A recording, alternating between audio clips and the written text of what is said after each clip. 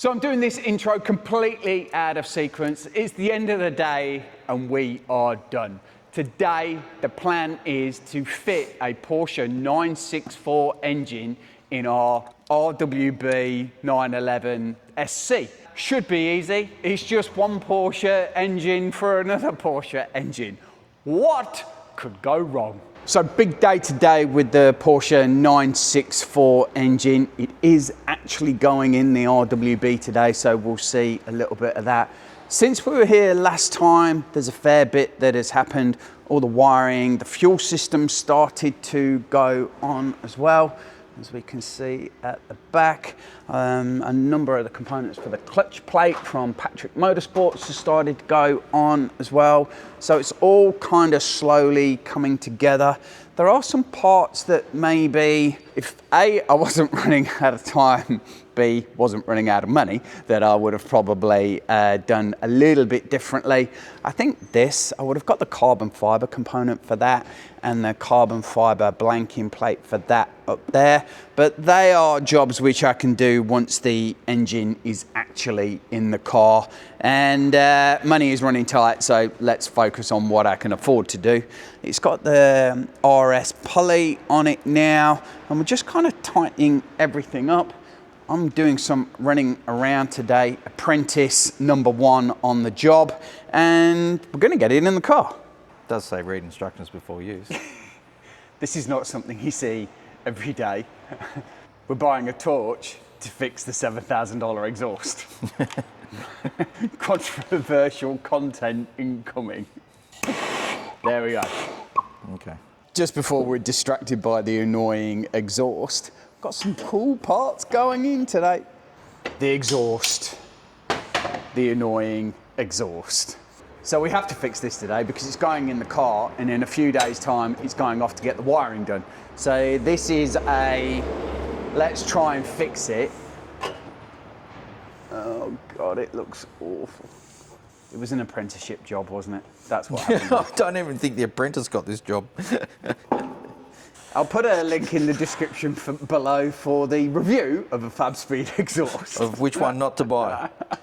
And Matt had looked at taking this to an exhaust shop, and they were basically going to do the same thing. So instead of giving it to somebody else and then potentially cocking it up, Matt thought he'd do it himself. I'd rather cock it up myself.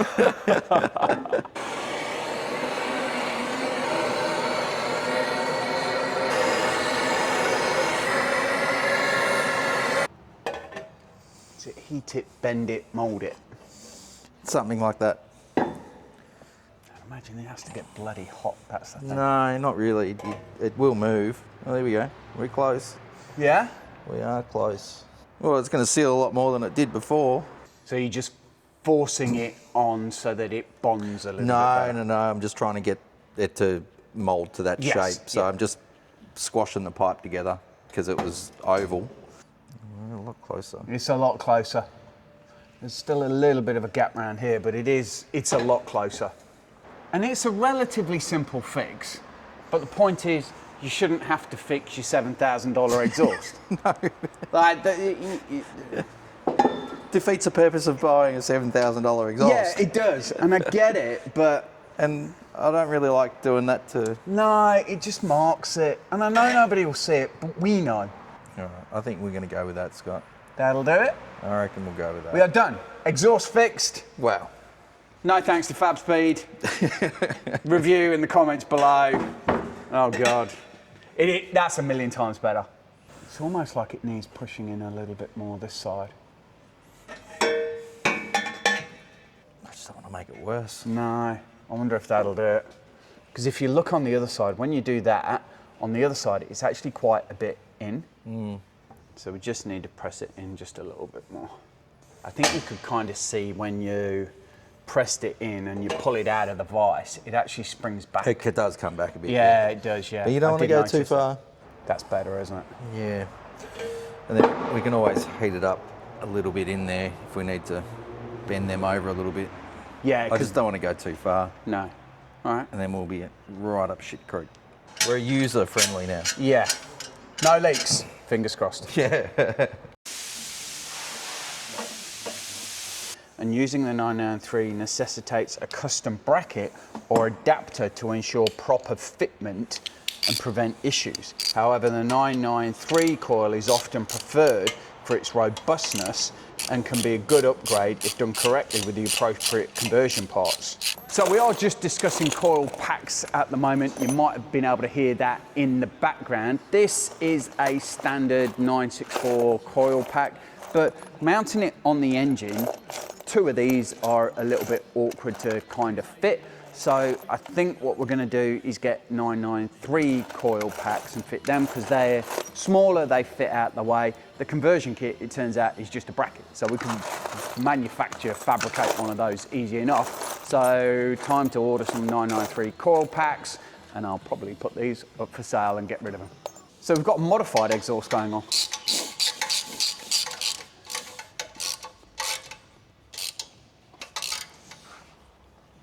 Right then, headers are on. I think this might be mating to the gearbox for the first time in quite some time. Engine is officially off the engine stand. A couple of bits of wood from the pallet over there. They've all lined it up well. Expert measuring in a little bit of saw work. So we had a bit of a problem with the studs. They are actually a little bit too long. So then when we put the gearbox up against it, the top studs hit the side, the bottom ones also hit the side as well. In fact, all of them hit the side. Thankfully, Matt has his own 3.2 engine and gearbox just floating around that is requiring a rebuild. So I think what we're going to do is pull the studs out of this, which is genuinely a bit of a pain in the ass, but it was an old moment. They've been in a moment. Because that would have stopped us today from getting it in the car. So we've got a cunning plan. We are back on track. There was just a bit of smoke coming out of that. Have we found more areas where people have used Loctite? Yeah, there's been a bit in there. Yeah. A little bit of Loctite and a little bit of smoking. That's all right. So what we're just going to do is pull this gearbox off this engine, and these studs are actually shorter, and that should get us back on track. Hopefully, fingers crossed again. That's the second time today. So we now think we've got the right bolts and studs. We will take a look at this because we might see smoke in a moment and see how well these ones come out. Because the other ones were more finger tight. I don't see these ones. These are more Loctite tight. Yeah. That wasn't too bad. That's how it should come out. That top right one really did like have a puff of smoke when you pulled it out. Easy as well. Yep. Must have been just that top one. So a bit of a thing for Patrick Motorsport. If you could provide the studs, the shorter ones, in your that kit. would be really handy for the kit. Thanks, guys. Gearbox is going on. However, the 915 has a slight difference to the G50. In the length of the studs, yes. In the length of the studs, but we've also got a marker pen. Yes. So we're going to just do a bit of a cutout on the top of the box here for the crank sensor, so it all doesn't just squash it into the block. Yeah. So that's what we've got to do there. So we're going to put it up against it, dummy fit, magic pen it, and then grind it. Grind it away. Job's a good one. It just needs a little bit of grinding just there to open it up just a little bit. It's actually a lot closer than I thought it was going to be. Just opened it up a little bit more because this housing meant that it didn't make at the top properly. So therefore, that's what it looks like if you're modifying a 915 gearbox. Just adjusting the flywheel sensor. Standard on a 911 is a mil, but with this kit, the gap has to be 0.8 mil. Okay, clutch kit going together reasonably well, no issues so far. Studs are okay, we've measured that, aligned that, test fitted it, that is now perfect. There is what we won't call a perfect 915 gearbox, but it is a 915 gearbox. So this should all go swimmingly from this point onwards. Clutch plate going on. Slid straight on like it was made for it. So that is my brand new high torque starter motor. I say brand new, it's probably 6 months or so old because I had a failure with it in the RWB. The stud is only just long enough to be able to fit that on. That is a only just fits. It's going to be tight. We settle for only just because only just means that it does fit. So starter motor on. We were just wondering why those wires didn't connect as before, and that's because it's a different wiring loop. Different engine, different wiring loop.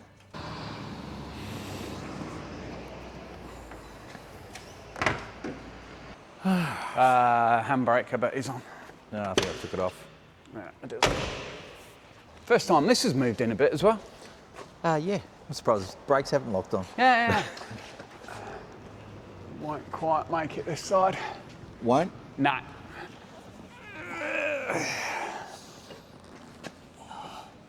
Yeah, all the way out. All the way out? Yep. Good. Oh yeah, just skim through. Yeah, right there.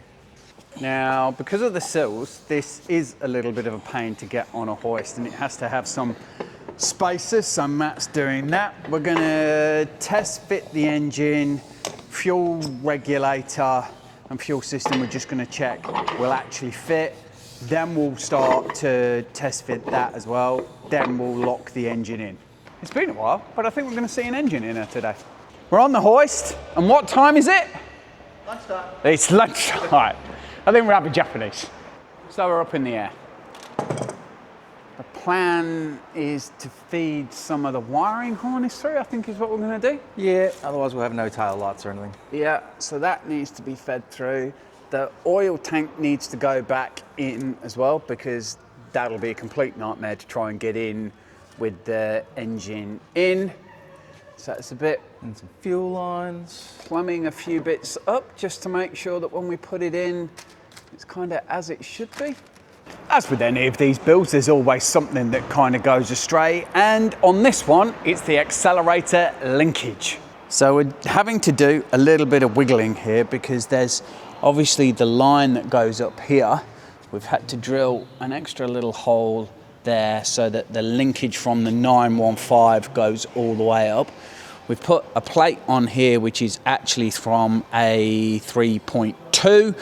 The linkage goes onto there. Then what we'll have is another linkage bar that will go from here to the ITB setup at the back there. I've seen some kits online that do this with a cable, but having had some experience with cables with the 356, sometimes they stretch, they can be a real pain. This just needs to be in, so having a solid line and bar is probably the best way to go. We're just kind of fixing it up now to be able to put the second part in, and then we'll be able to think about test fitting it in the RWB. We seem to have nailed it. It I all think works. that is a tidy setup. I think it worked better than any other parts that we've seen online, the cables and bits and pieces. So Yeah, because the cable wasn't going to work because it's a throttle body, not a standard 964 mount. Yeah, so you can't put the grommet through and hold it or anything And then like that. with using solid lines, we don't have any kind of stretch or creep any And point. we're still using the same line that goes to the accelerator linkage. So yeah, We're all good. We're all good. We win. That was another potential out of 2 disasters we've nearly had today. That's another solution sorted. Hopefully, we don't need any more solutions today. So, oil tank in, we'll sort out the lines as we go over the next few days. But this might be the last time we get to actually look in the engine bay before the engine trial fit starts to happen. A test fit now so we can see where the fuel regulator is going to go. We've had some hiccups or challenges along the way, but we're kind of still fighting through it. That's all that matters. Now this is just a drop it down, have a bit of a look at it, isn't it? Yeah, and just see Weigh it up. where we're at with room. Yes. Yes. Okay. Are you going to want me to kind of shuffle it backwards and forwards as you drop it? Yeah, well, it should be pretty good. Is it sturdy? Yeah, it is, yeah. I was just in case. Keep going? Yep. Yep. Let me just check the gearbox. Alright, about to hit on the gearbox shaft. Sorry? We're about to hit on the gearbox selector shaft. The joys of an RWB, we've just had to take the trolley apart a little bit because obviously the massive rear bumper, you just can't get everything pushed in very well. So that is a bit of a problem. I think the gearbox is kind of lined up, but there is a question of how we're going to fit it in. Who said you could just randomly swap engines on an 911 and it be a piece of cake? We'll come back to Matt shortly. So this thing has been in and out like a bloody yo-yo, but it hasn't really been in properly yet. Braces. So this is the 964 engine brace. This one down there is a 3.2 engine brace. That actually looks like it fits better because we've got a single pulley setup, but then the exhaust mount will be a problem. This one, I think it's going to need to fit with a crowbar. So the engine mount, the gearbox mount fits okay, but this, you're going to see some footage in a minute where there's a crowbar. So welcome to our 20-minute job, which I don't know what time we started this morning, but it is 7:30 at night.